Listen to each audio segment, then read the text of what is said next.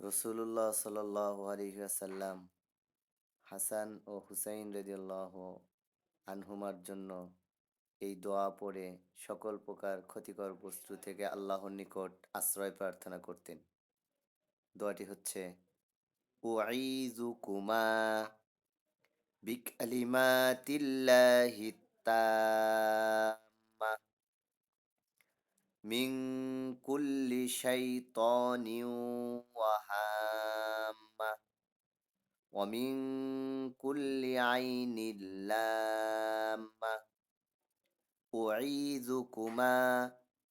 بكلمات الله التامة من كل شيطان وهامة ومن كل عين لامة أعيذكما আমি তোমাদের জন্য আশ্রয় প্রার্থনা করছি বিকালিমাতিল্লাহি তাম্মাহ আল্লাহ তাআলার পরিপূর্ণ কালিমা সমূহের মাধ্যমে মিন কুল্লি শাইতানিন ওয়া হাম্মা সকল প্রকার শয়তান ও অনিষ্টকারী বিষয় ও বস্তু থেকে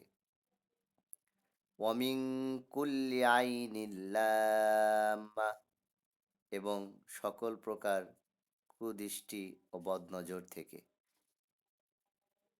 উঈযুকুমা বিকালিমাতিল্লাহি তাম্মা মিন কুল্লি শাইতানিন ওয়া হাম্মা ওয়া মিন কুল্লি আইনিল